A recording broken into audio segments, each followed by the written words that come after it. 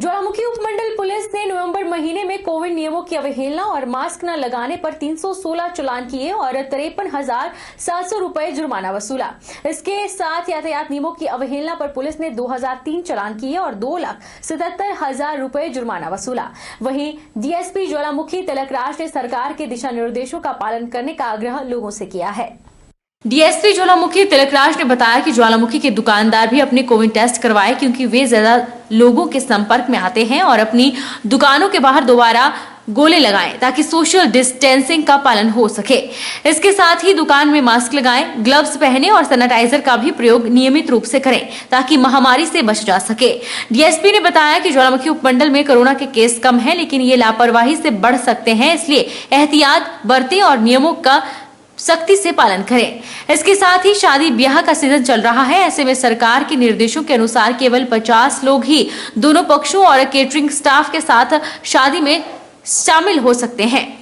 अगर शादी में नियमों की अवहेलना की जाती है तो शादी आयोजक के खिलाफ कार्रवाई की जाएगी, जिसके तहत 5,000 जुर्माना और 8 दिन की जेल भी हो सकती है। पिछले महीने जो हमारे मास्क को लेकर चलान हो, जो लोग कोविड-19 की जो डायरेक्शन है उनका पालन नहीं कर रहे हैं, मास्क नहीं लगा रहे हैं, उनके हमने पिछले महीने में नवंबर माह में 316 चलान किए हैं और इन चलानों के तहत हमने 53,700 रुपये फाइन वसूल किया है। और इसके साथ ही जो ट्रैफिक की वायलेशंस करते हैं उनके हमने 2003 चलान किए हैं और 2,77,000 रुपये का फाइन हमने वसूल किया है। और इसके अलावा सरकार के बड़े सख्त निर्देश हैं और ज़रूरी भी हैं कि हर व्यक्ति जो दुकानदार हैं हमारे बाज़ार के, वो अपना भी टेस्ट करवाएं, क्योंकि ज़्यादा लोगों के संपर्क में आते हैं डेली। और अपनी दुकान के आगे वो गोले बनाएं जैसे हमने पहले बनाए थे, ताकि सोशल डिस्टेंसिंग मेंटेन रहे। मास्क लगा के रखें और ग्लव्स भी पहनें ताकि वो अपने आप को सेफ कर सकें। और इसके साथ जैसे कि आज कुछ शादियों का सीज़न है, तो हमारे एरिया में भी जैसे अभी तक तो ज़्यादा केसेस नहीं है, थैंक गॉड, लेकिन ये बढ़ सकते हैं लोगों की अपनी लापरवाही के कारण। तो शादियों के सीज़न में जैसे सरकार की जो गवर्नमेंट ऑफ हिमाचल प्रदेश की जो डायरेक्शंस हैं, कोई भी शादी में 50 से ज़्यादा लोग नहीं होंगे। इंदौरा पुलिस की टीम ने मठ क्षेत्र के नाजायज शराब का कारोबार करने वालों के घरों में दबिश देकर लाखों मिलीलीटर अवैध शराब को नष्ट करने में सफलता हासिल की है।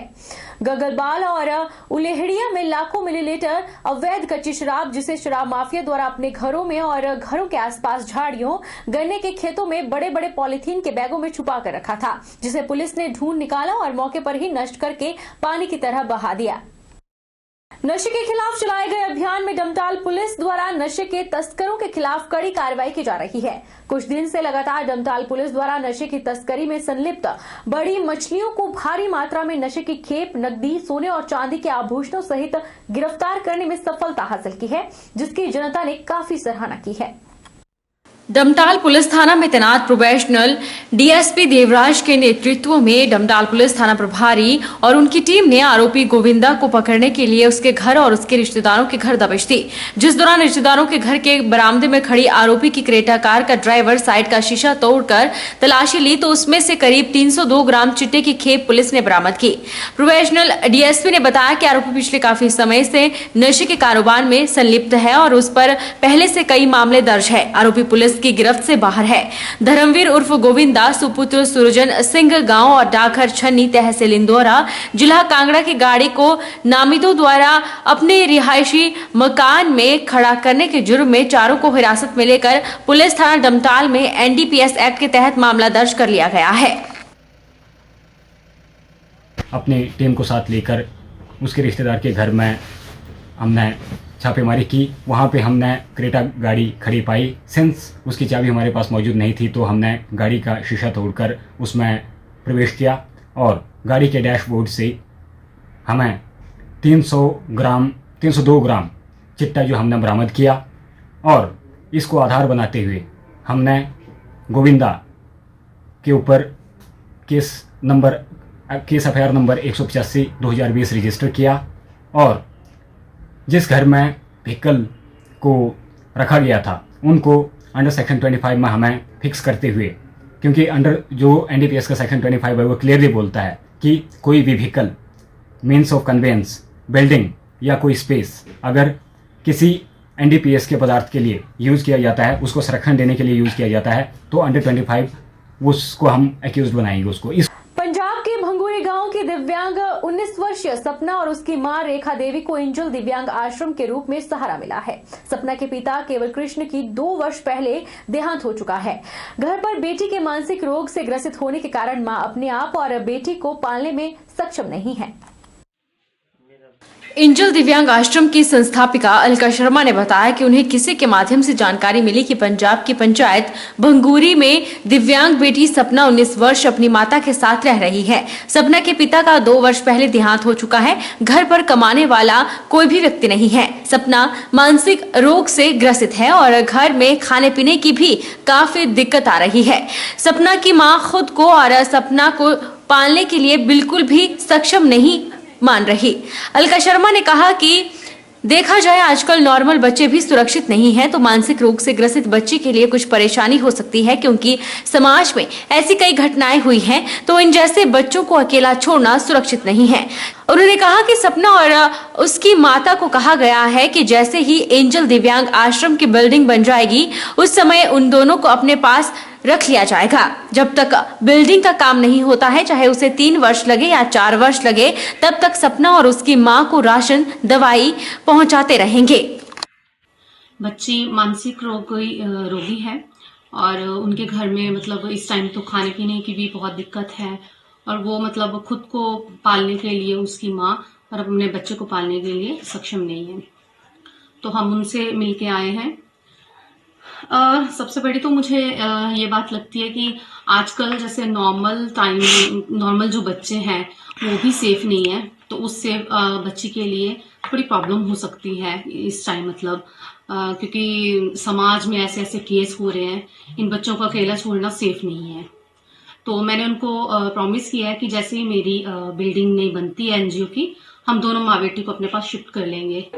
ये साडे अलका जी साडे आए ना, लड़की से दिव्यांग है और मम्मी भी नाल 2 जने है ने और खर्चा खुर्चा चलाना बड़ा मुश्किल है। अज अलका जी इन्होंने राशन वगैरह दे ना और जल्दी ही मतलब अपने उत्थे लै जाएंगे आश्रम के इत्थे रखणगे। जब तक आश्रम से नहीं ले जाते उतो इन्होंने राशन पानी दवाई वगैरह घर जाएंगे। हिमाचल प्रदेश के लोक गायक सुभाष राणा ने हिमाचल ही नहीं बल्कि पूरे देश में गायकी के क्षेत्र में सम्मान प्राप्त किया है। 29 नवंबर को हिमाचल प्रदेश संस्कृति कला मंच द्वारा हिम हुनर मंच 2020 द्वारा गायक सुभाष राणा को अपनी पहाड़ी लोक संस्कृति को संजोए रखने के लिए हिमाचली फोक अवार्ड से सम्मानित किया गया। मैं बहुत आभारी रहूंगा हिमाचल संस्कृति कला मंच रोडू शिमला का, अशोक मोस्टा का, जिन्होंने हमें हिम हुनर 2020 फोक सिंगर अवार्ड से सम्मानित किया गया। सच में अपने आप को मैं सौभाग्यशाली मानूंगा कि मुझे आज कहते हुए बड़ा हर्ष हो रहा है कि मैं छोटे से गांव का रहने वाला, समझो हमारा पिछड़ा गांव, सुविधाओं का अभाव होने के कारण ना मैंने संगीत की शिक्षा ली, न स्वर ताल का ज्ञान, बस मेरी माँ चतुर्भुजा का आशीर्वाद, मेरी जन्म देने वाली मेरी माँ का आशीर्वाद, आप सभी लोगों का सहयोग।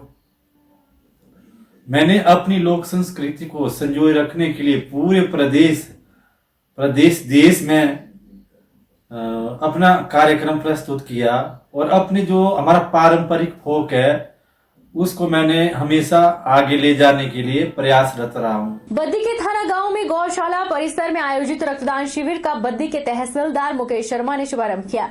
इस मौके पर उन्होंने कहा कि रक्तदान से बड़ा कोई दान नहीं है और युवाओं को ज्यादा से ज्यादा भाग लेना चाहिए।